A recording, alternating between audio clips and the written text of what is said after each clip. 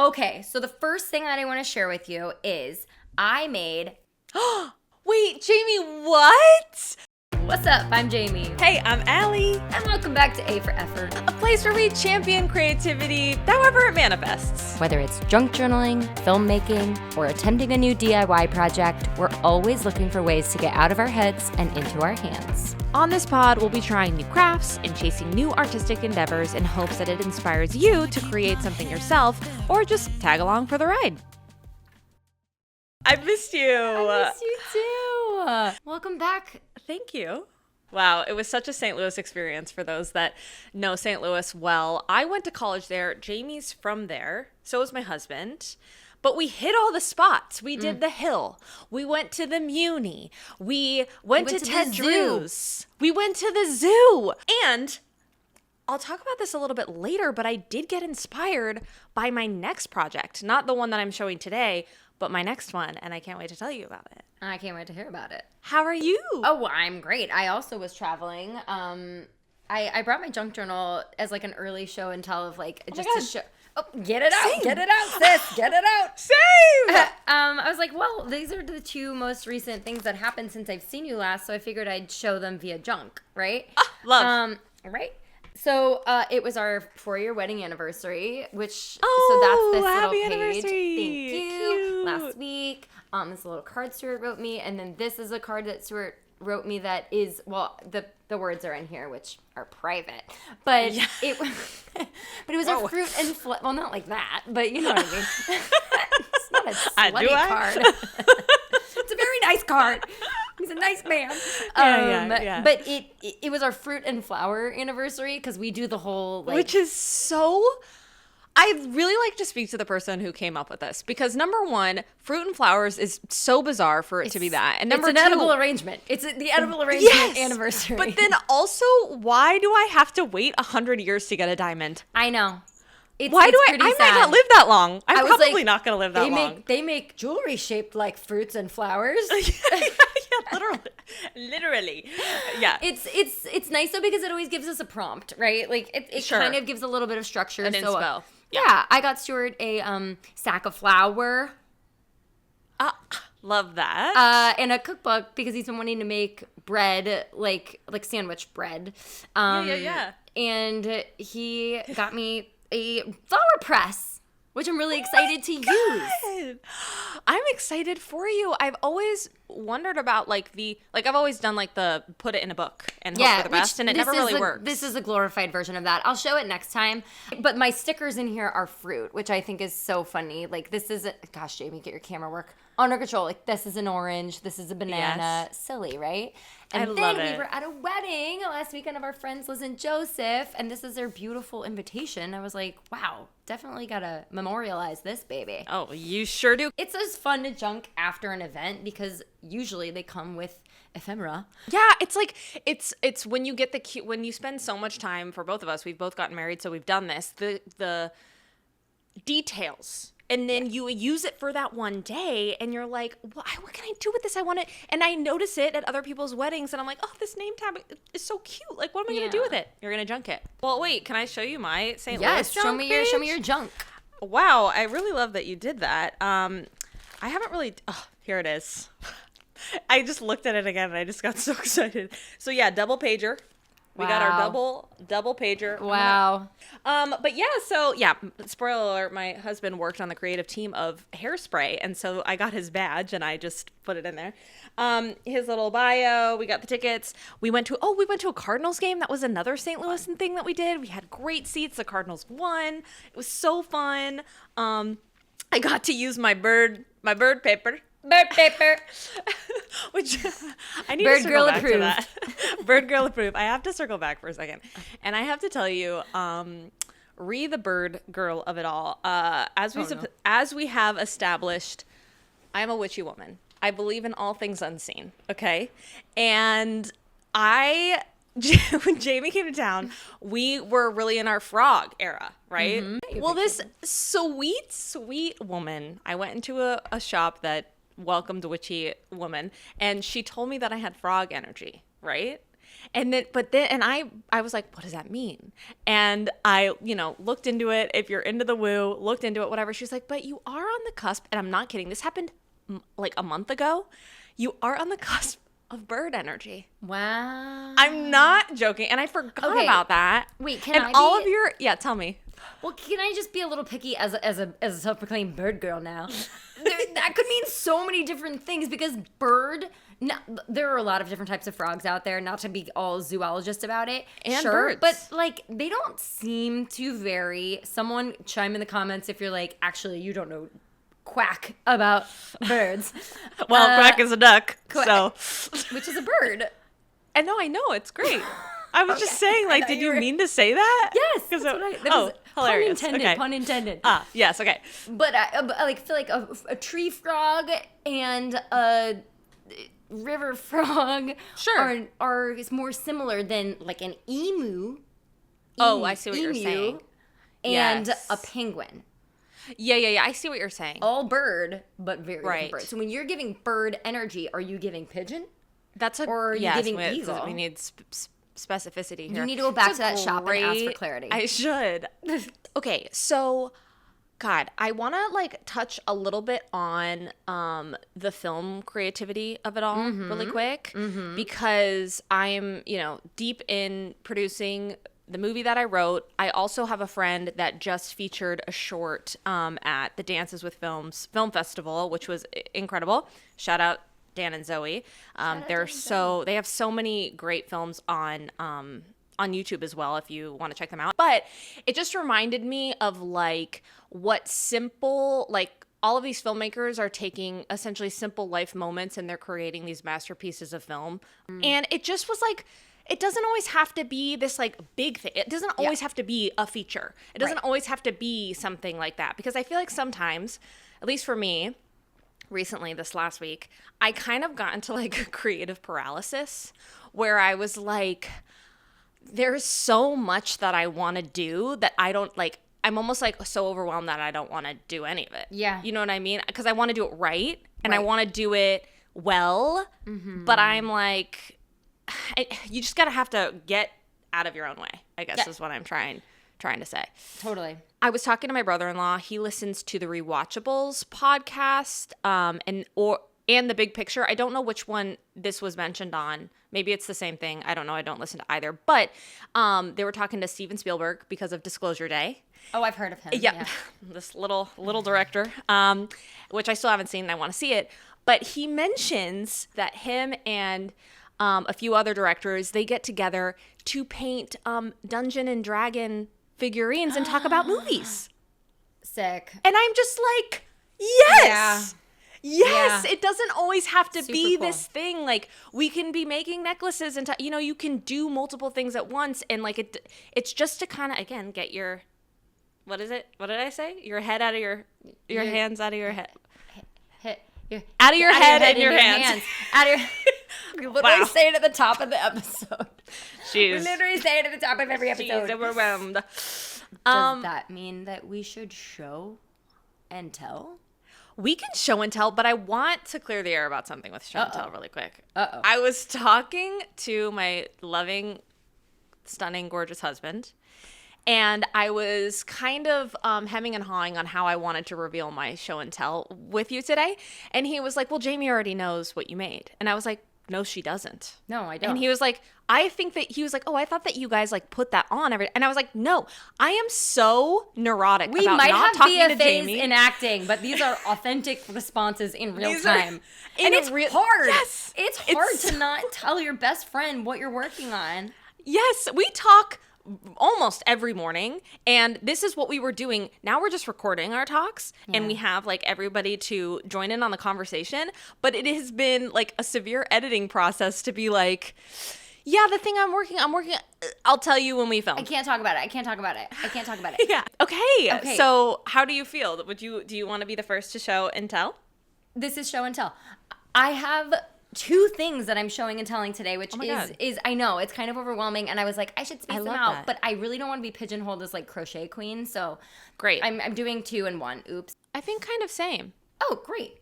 Yeah. Okay, so the first thing that I want to share with you is I made a bag.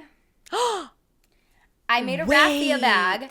And wait, Jamie, what? I know. Okay, so here's the lore. So at Hayden and Andrew's wedding, other friends, they put all of the welcome bag goodies in your room in this bag. Yes. We ended up with 2 of these little bags. And I was like, what am I going to do with this bag? Maybe I could puff paint on it or fabric paint on it or whatever. Yes. And I was at the craft store and I saw raffia. So I crocheted. The bag is now in here. My stitching is horrendous. Don't look at the stitching details. But this is the bag. And I just cut the straps off. And essentially what I did was just, there's 30 single crochet across. And I just went up X amount of rows to fit the bag. Question. Is the raffia bag, it's kind of hard for me to see but I'm sure the A-listers can see. Is it one type of raffia? Is it just like naturally colored that way? So this is the raffia, which, hello out there world. If you've ever worked with raffia and you can tell me how to not make it do this, rat's nest, that would be awesome because what the hell? Not a fan. Not a fan of working with raffia. It's a little scratchy. It kind of hurts. It's, It's tougher to pull your hook through, so my wrist got really tired. Have you used it? I'm glad I yet? tried it. Yeah, I used it at the wedding this last weekend. Oh my God, I love it. And it is all one color, which is so fun because it turned out camo. No, it did. That's what I'm saying. It looks so cool. Thanks. So it's just 2 pieces, that I made the bottom a little thicker, stitched it all together, and added some straps. I mean, honestly, what a gorgeous depiction of what is it? Like you're using the crochet skills and doing something different, with a different material. Yeah, totally. Yeah. And it was something that I feel like, especially J. Crew right now has a ton of raffia bags. Mm-hmm. It's a very summery thing. Totally. Like, should I do that? Oh my God, Jamie. Do you think you could make a hat? So I that was my first plan. When I bought the raffia, I started to make a hat, and then I realized I can't make that up on my own. I should follow a pattern. Because I started, and I was like, this is for a lumpy head. So yes, I could make a hat, and I will make a hat for you. Wait, can I, before you show your next show and tell, can we maybe swap? Can I show you my little show and tell? Oh yes, because now you have 2. Oh my God. So again, going back to Zoe, wow, she's such a celebrity in this episode. She has bought a necklace from me, which I'm wearing an Ally original, and she asked me if I would make her a bag charm. And I said, sure, queen. And she was like, I would love it she just had a baby. I would love it for the diaper bag and to put my keys and to go back and forth. And I was like, brilliant. And I happen to have these cute chubby letters. And so I made a bag charm with her kid's name on it. And I am obsessed. And I had to make one for myself. And then I have another friend who was like, wait, can you make me one for my diaper bag? I don't have a child. Mine's not going on my diaper bag, but it is going on my work bag because I was like, how cute will that be going to the coffee shop with my trotting around. Trot. And just being with my bag charm. You need to be ready though. Be prepared because I have this little B, which is for Bonnie, but before I changed it to B, I had a necklace that fully said Bonnie, and the amount of people at coffee shops, etc., that thought they were being kind by being like, have a great day, Bonnie. Oh. And I'd be like... Hilarious. It happened you at least 3 times. Thank you. I take that as a compliment. But I'm not. Mine is my husband's last name. I didn't take his last name, but I put his last name on the charm because I am shower in necklace, not in name. Yes. So. Yes. So yeah, really I love it. About that. So cute. And it's more jade, beads, good energy. Good love vibes. It. Yeah. Obsessed. Okay, your turn. I'll be placing an order. Yeah. Hooray. Hooray.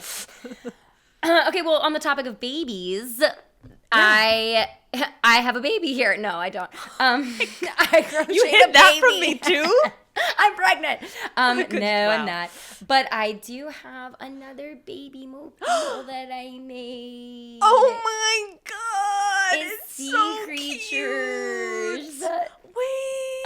I'll give you a little tour of them. This octopus is so cute. So, I'll pop up a picture of I have this really adorable deck of cards that are all amigurumi templates, which is, if you are not a crochet person, love that one. That's what is that can kind you of believe fish? this angelfish? It's an angelfish. How adorable is angelfish? I mean, one of the stars is the pufferfish. Yes. Look at you. Look at his little face. I can't handle it. This one took so long because the popcorn stitch is so intricate. Also, the jellyfish. Hello. You're adorable. You're really freaking adorable. The dolphin is two-tone. I ran out of blue yarn. I wish it was all one color. I don't. He's underwater. He's half underwater. My camera. You know what? Maybe it's a birthmark. Okay, maybe it's a birthmark. I love that about that dolphin. Okay, he's unique. I have nothing to say. The octopus. Oh, we're back. Somehow I skipped the starfish. The starfish is so cute. I am. You know when we talk about like seeing these like inanimate objects and believing that they are 100% alive, aka Toy Story 5. Yes, I feel or like every jelly cat I've ever seen. It's like my heart hurts when I look at your little face and I think about, like, are you happy here? Are you happy on the mobile? I hope you are. I'm trying to figure out what to put in the middle, right? Because so I made some bubbles. They're really ugly. I'm not going to show you. They didn't work out. Maybe we'll try again. I tried to make felt bubbles coming down the middle. I'm thinking maybe I'll try seaweed. Some like cute drapey green seaweed. Wait, that's perfect. Because I genuinely had no idea what I was going to tell you, but I love the idea of seaweed. Yeah, and it would add like a little green moment. Yeah. Pop a different color in there. Cute. Thanks. So you could also, if that doesn't work, I love the seaweed idea, but I'm giving you another one just in case. A boat. A boat. Cute. So one thing I wanted to talk about with this, right, is I feel like I make these things and you get it too, of people immediately saying, you should sell that. Oh, for sure. Which is like constant back and forth in my brain of like, same. Yes, of course, sure. But when it is monetizing a hobby, make it not a hobby anymore. And then it becomes a job, right? Like, or 100%. You know, and like, how do you price something to be worth your time and resources or materials that also like is a little bit of a profit enough to monetize it? Do you know? Yes. I resonate with this so much because of my necklaces, which I love. I have literally a pile of them that are waiting to be picked up. But twofold on this, right? Like, number one, to me, with at least necklaces, I'm like, you guys, it's really easy if you want to do it. But I also understand and recognize that a lot of people are like, I don't have the time nor the passion to make a necklace. Sure. So I get that, number one. Number two, to your point, it's like, then do you just make them and then hope people like it does take the joy out of making it. For like an example, there's a necklace that I have left that I haven't sold that I'm like, well, shoot, like, did I waste money on that because I was making it like it was no longer like a fun thing. It was more about like making the money off of that. Right. But like I started making necklaces because I wanted, you know what I mean? I don't know. Yeah. I think there are some people that have done it really, really well. There's a puppet company and I'm blank. Do you remember? Molly is obsessed with this puppet company. I cannot remember what they're called. It's a very silly name. Oh, Rag Mop and Goose. Whoa! The company is called Rag Mop and Goose, which that is such a cute name. But they do drops and they sell out so fast. And what's even cuter about Rag Mop and Goose is they call their drops adoption days. Like, if we don't already have a problem personifying inanimate objects, when you call it an adoption God. instead of a purchase. Well, like, you know, I have a dear friend who makes puppets. He's a puppeteer. He makes puppets. And let me tell you something. The amount of time that it takes to make puppets. It's a lot. You are adopting a little life. Yeah. You know what I mean? So cute. I'll drop the link because, wow. You're going to be obsessed with them. And they do it once a month. Their drops are once a month. And I think that there's such an interesting strategy there because it sort of means that, like, you're like, I'm making X. Yes. If once they're sold, and then I can kind of like reestablish my relationship with this craft, with this hobby, with this art form, and be in charge of what the next offering looks like. Yeah. Because true, also, like, I was having a day the other day, again, creative paralysis or like just, you know, with making a feature film, there's a lot of business that gets woven in with creative, and I was just feeling kind of like at a stuck point. And I came home and I was like, I just need to make some necklaces. Like, I just need to like, and I made like 7. Yeah. I just so that fed me that, but then I was like, I don't need 7 necklaces for myself, so who wants these? Right. There's like two worst case scenarios in my brain always that are, one, you make a bunch of things and nobody buys them. Yes. And you're sad. Or 2, it's that episode of The Bear where the tickets keep coming out. You Yes. know, the most And you stressful can't keep up. episode, and they just keep coming because they didn't turn on the DoorDash notification or whatever the hell. And that also sounds horrible. Of like, I have to sit here and make the 75th puffer fish that takes me 2 God. hours to make. Like, maybe not the next time. It was the first time it was time consuming. It's so cute though. He's so cute. I love him. But then, Well, like, I love your make show things and tell. for friends, right? Thanks. Okay. Yeah. All right. Hit me with your second show and tell. I made this shirt. Oh my God. She's a sun. She's a She's beaded so sun. beautiful. Sun, Mr. Golden Sun. She is beautiful, Jamie. I love her. Wow, dude. I beaded her, but holy moly, Oh. guacamole, Oh. did I want to stop Oh. about 40 times. This took Sad. way longer than it needed to. However, I learned a lot. Okay. And to my own fault, I did not look up anything prior to this. I was just like, I'll figure it out. Yeah. And when you do that, you're just like, you're susceptible to making a lot of mistakes. You know what I mean? Instead of other people making them before you. So I'm going to tell you a few mistakes that I made that I will not make again, because I will be making another one of these shirts. I wore this the other day and I loved it. My therapist complimented me on it. This woman in the bead store complimented me on it. I was like, wow, she's a fashion designer. So one thing that I will say, I tried to use, I don't know what this is called, but it's like that extra thick fabric that you would put when you're embroidering something to make sure that, you know what I'm talking about? Yeah, I yeah. have that because I've Okay. dabbled. I didn't use that at first. Big mistake. I should have used it first because it gives it enough structure to puncture. Sure.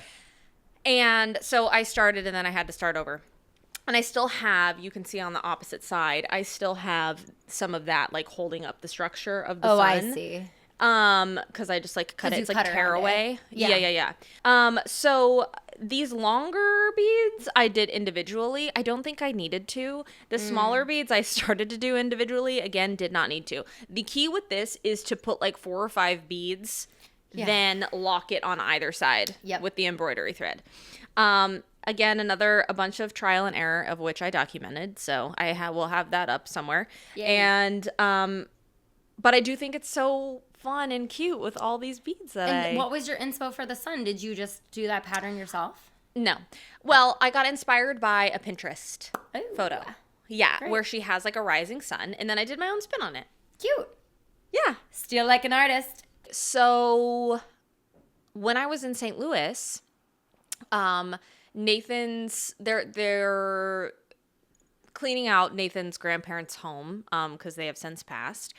But Nathan's grandfather had a ton of ties that Ooh. Nathan and his brother, they don't really wear ties often. And so there were a bunch of these extra ties. And I was like, wait, I feel really inspired.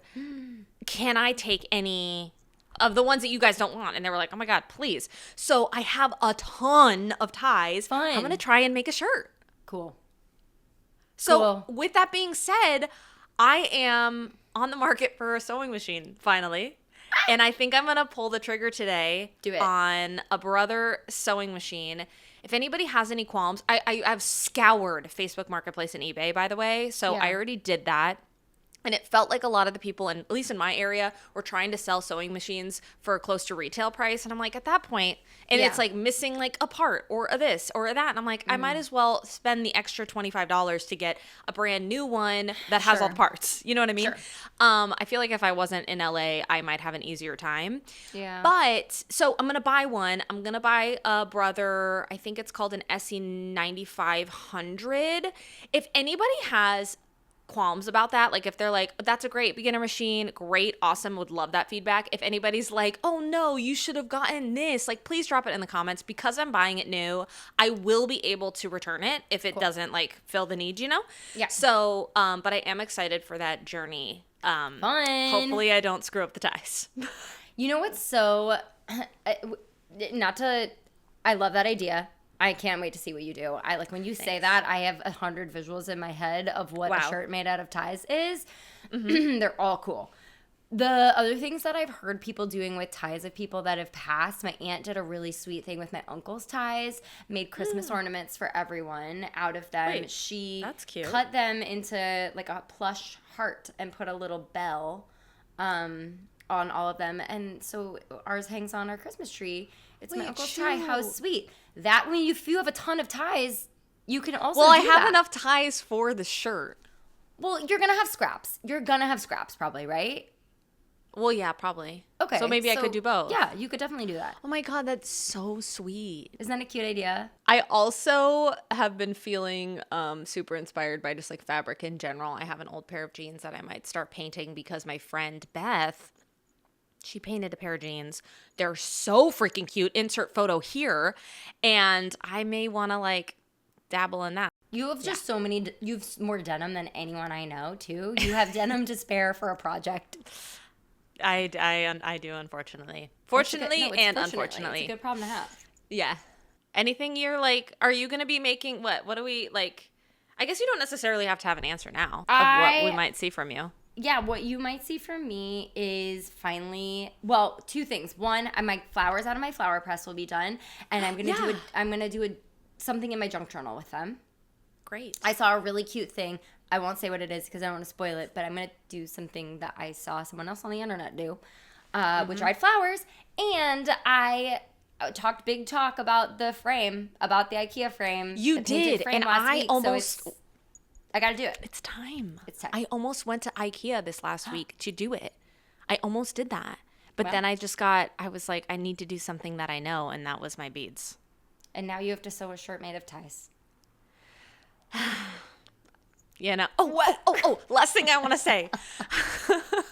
We are busy.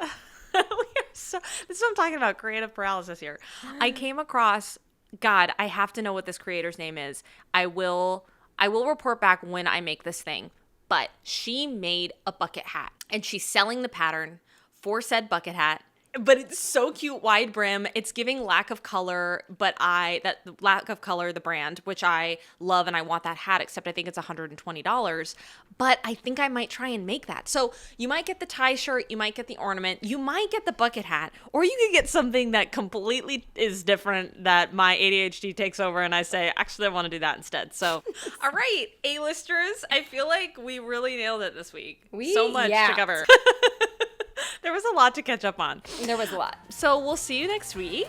And show us what you're making. Bye. Bye, everybody.